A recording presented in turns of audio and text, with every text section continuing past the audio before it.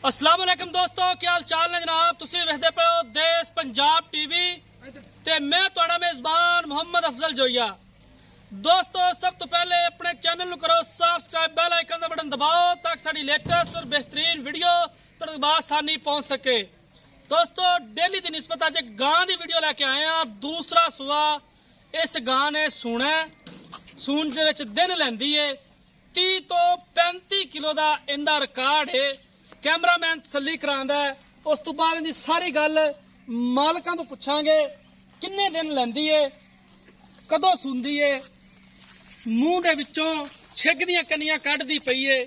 Full जवान गां है, बड़ी खूबसूरत है, सोहना डब्बा रंग है और माशाल्लाह मशक हवाने वाली।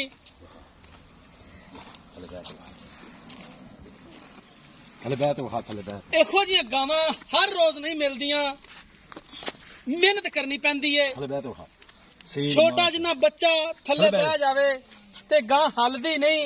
और रियल कैमरे दे विच विखा रहे हैं कि बच्चा तसल्ली दे नाल थल्ले बह गया, भावें बच्चे गां नूं लई फिरन। बड़ी सील अशराफ है और थब्बियां दे हवाने ने, रुग दा थान है, बड़ी खूबसूरत है। 21 वाली गां है, बड़ी खूबसूरत। एडे एडे हवाने आम गावां नूं नहीं लगे हुंदे, कद बेड़े जिन्ना और बड़ी खूबसूरत है माशाल्लाह। बेड़े जिहड़ा कद है गां दा, बड़ी खूबसूरत है।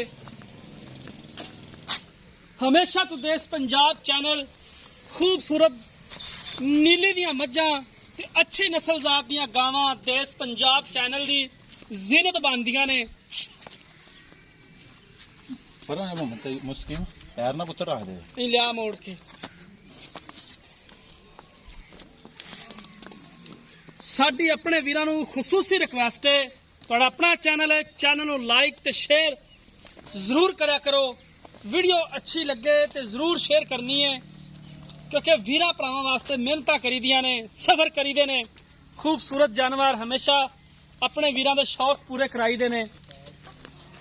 अजे तिकर दिन लैंदी है, किन्ने दिन कढदी है भाईजान कढ़ेगी 7 तो 8 दिन। 7 तो 8 दिन कढदी है माशाल्लाह। जदों तैयार हो जाएगी फुल ते मश्कल आ जाएगी, हवाना बिल्कुल ठोक जाएगी, तुरंत आवाजार हो जाएगी। 30 तो 35 लीटर दा इस गां दा रिकॉर्ड है दुध दा।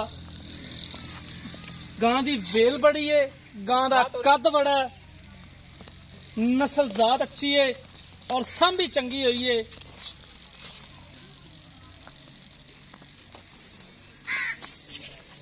बाकी हर एक चीज कैमरामैन इकाब दे नजर नाल तुहानूं चेक करा रहा है। मुठ दा थाने, मुठ तो ज्यादा नहीं है। बाकी अपनी तसल्ली आप भी करनी है, साडी गल ते भी नहीं रहना। दंद विखावां, दंद विखा दिओ जी।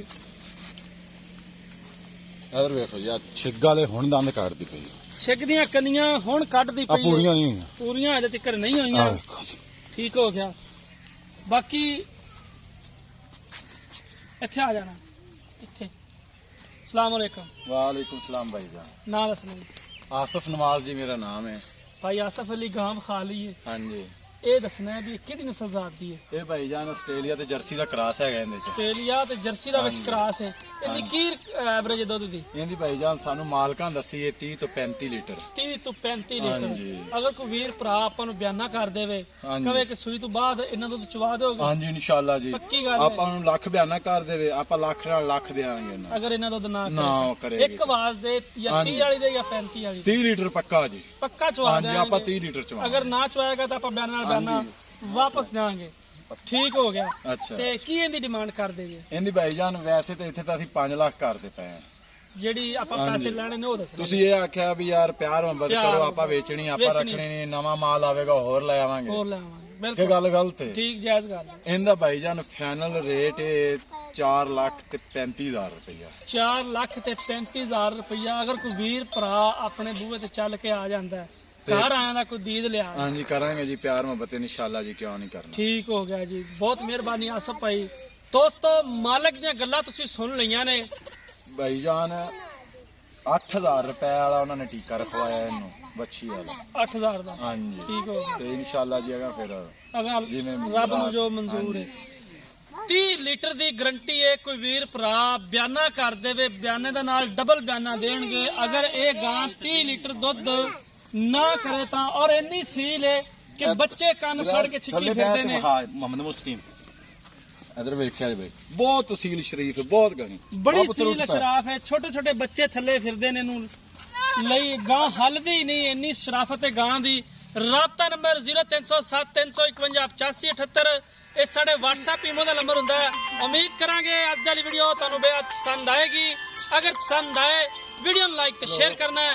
ਜ਼ਿੰਦਗੀ ਦੀ ਮਿਲਾਂਗੇ ਇੱਕ ਨਈ ਵੀਡੀਓ ਦੇ ਨਾਲ। ਆਪਣੇ ਮੇਜ਼ਬਾਨ ਅਫਜ਼ਲ ਜੋਈਆ ਨੂੰ ਦਿਓ ਇਜਾਜ਼ਤ। ਅੱਲਾ ਹਾਫਿਜ਼।